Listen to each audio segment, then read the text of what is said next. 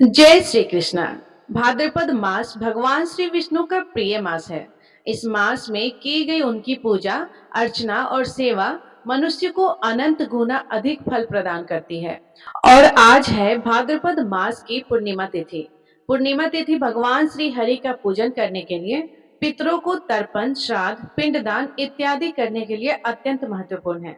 हमारे शास्त्रों में कहा गया है कि जो मनुष्य पूर्णिमा तिथि पर व्रत और उपवास रखता है, उसके पूर्व जन्म के समस्त पापों का नाश होता है और उसे भगवान श्री विष्णु की विशेष कृपा प्राप्त होती है। तो चलिए, इस भाद्रपद पूर्णिमा के अवसर पर हम भगवान श्री हरि की इस पौराणिक कथा का श्रवण करते हैं। आइए आज की पूर्णिमा कथा आरंभ करते हैं। ऋषियों ने श्री सूत गोस्वामी से पूछा, हे महामुनि, किस व्रत या तपस्या को करने से अभिष्ट फल की प्राप्ति होती है? हम यह सुनना चाहते हैं। कृपया आप हमें यह बताइए। ऋषियों का प्रश्न सुनकर सूत गोस्वामी ने कहा, हे ऋषिगण, देवर्षि नारद ने यही बात भगवान श्री हरि से पूछी थी और उन्होंने जो उत्तर दिया था वही अब मैं आपको सुनाता हूँ। एक दिन अन्यों पर अनुग्रह करने वाली योगी नारद मुनि अनेक लोगों में घूमते हुए पृथ्वी लोक पर आ पहुंचे। उन्होंने देखा कि वहां के सभी मनुष्य अनेक प्रकार के दुख और पीड़ा से पीड़ित हो रहे हैं। अपने अपने अपने कर्मों के फल स्वरूप अनेक योनियों में जन्म लेकर दुख प्राप्त कर रहे हैं। नारद मुनि ने सोचा कि किस उपाय से इन सब का दुख निश्चित रूप से दूर हो सकता है। इस प्रकार मन ही मन सोचते हुए वे भगवान विष्णु के लोक में गए।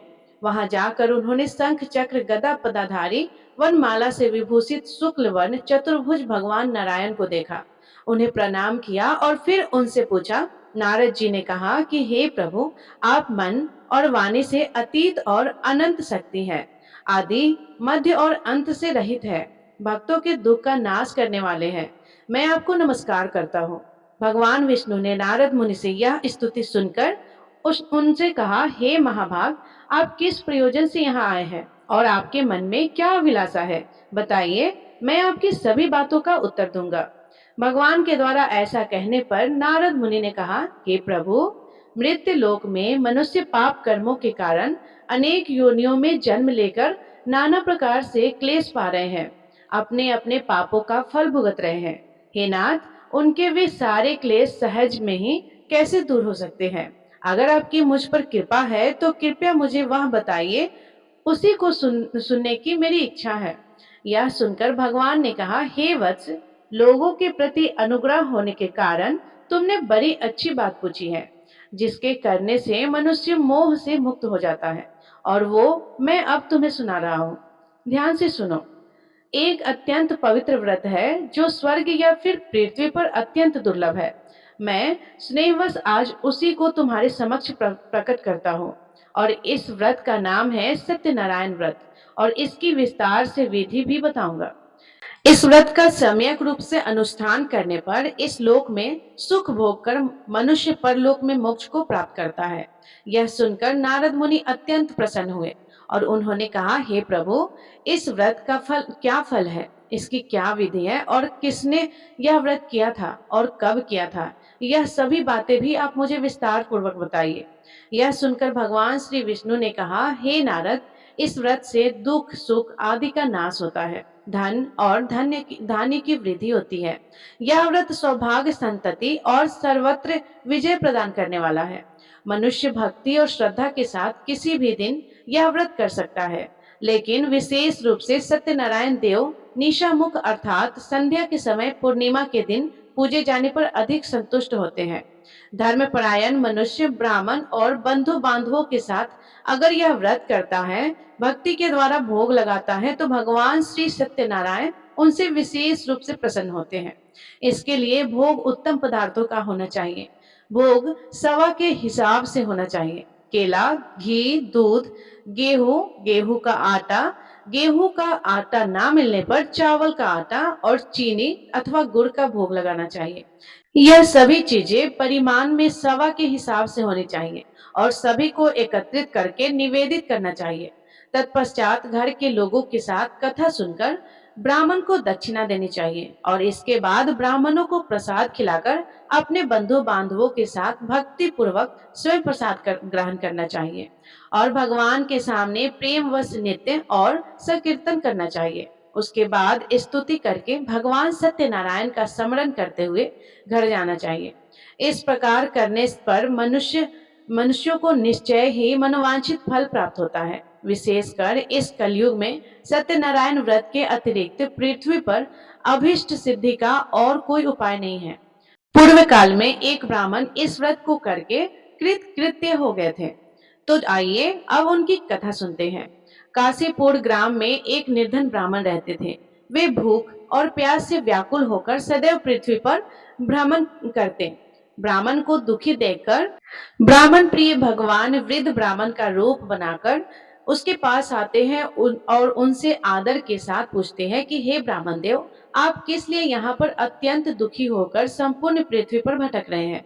यदि आपकी अभिरुचि हो तो सारी बात मुझसे कहिए, मैं सुनना चाहता हूँ। यह सुनकर ब्राह्मण ने कहा कि मैं बड़ा गरीब हूँ, भीख मांगने के लिए ही इस प्रकार भटकता रहता हूँ। आप कोई उपाय जानते हैं तो हे प्रभु कृपया करके मुझे बताइए।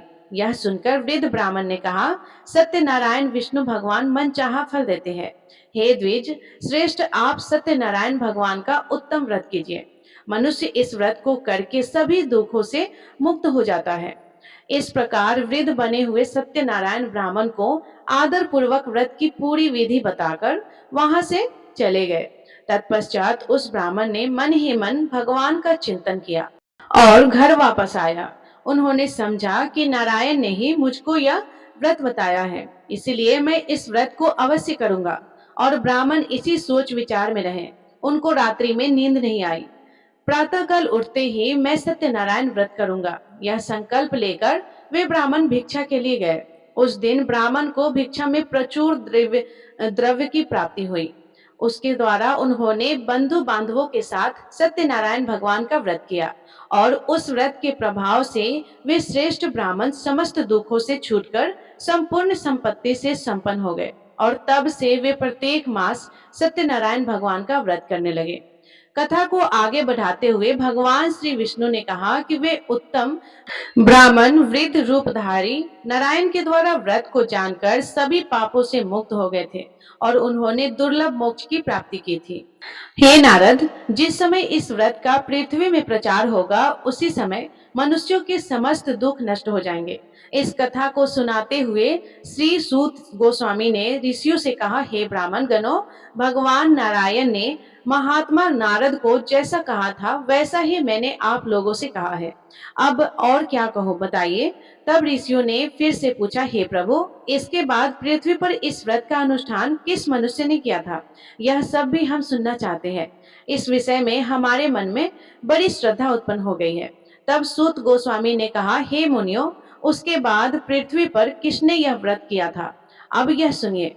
एक दिन वे श्रेष्ठ ब्राह्मण अपने बंधु बांधवों के साथ अपने वैभव के अनुरूप व्रत कर रहे थे। उसी समय वहां एक लकड़हारा आया। लकड़हारे ने लकड़ी बाहर रख दी और वह ब्राह्मण के घर के अंदर चला गया।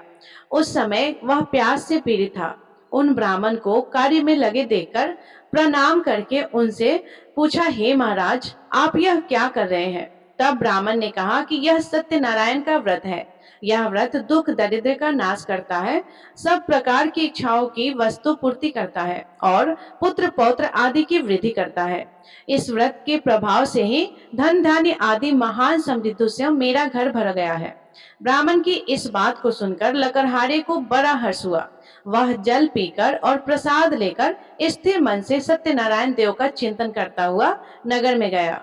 उसने मन ही मन सोचा कि आज लकड़ियों के बेचने पर जो कुछ भी पैसा मिलेगा उसी के द्वारा मैं सत्यदेव का उत्तम व्रत करूंगा। इस प्रकार मन में सोचकर वह लकड़ियों के बोझ को सिर पर उठाकर नगर में धनियों के रमणीय स्थान में पहुंच गया। आज लकड़हारे को लकड़ियों का दुगना मूल्य मिल गया। उसका हृदय प्रसन्न हो गया। वह पके हुए केले, चीनी, घी, दूध और गेहूं का आटा इत्यादि वस्तुएं सवाई हिसाब से लेकर घर पहुंचा। तत्पश्चात बंधु बांधियों को निमंत्रण देकर उसने विधि पूर्वक यह व्रत किया और उस व्रत के प्रभाव से वह लकड़हारा धन और पुत्र से संपन्न हो गया और इस लोक में सुख पाकर अंत में सत्यपुर को प्राप्त हुआ। इस प्रकार सत्यनारायण भगवान का व्रत करने से मनुष्य के सभी दुख नष्ट होते हैं और घर में सुख, समृद्धि, धन्य धान्य की प्राप्ति होती है। तो सभी प्रेम से बोलिए सत्यनारायण भगवान की जय। तो प्रिय श्रोताओं, ये थी भाद्रपद महीना की पूर्णिमा की व्रत कथा। तो ये कथा आपको पसंद आई हो तो वीडियो को प्लीज लाइक कर दीजिएगा और कमेंट में जय श्री हरि विष्णु लिखना ना भूलिएगा। और यदि आप चैनल पे नए हैं तो चैनल को सब्सक्राइब करके बेल आइकन बटन को प्रेस जरूर कर लीजिएगा, क्योंकि जो भी वीडियो मैं अपलोड करूं सबसे पहले नोटिफिकेशन आपके पास जाए और प्रतिदिन हर व्रत की कथा को सुनने का आपको इस चैनल पे मिल जाएगा। धन्यवाद। राधे राधे। जय श्री कृष्णा।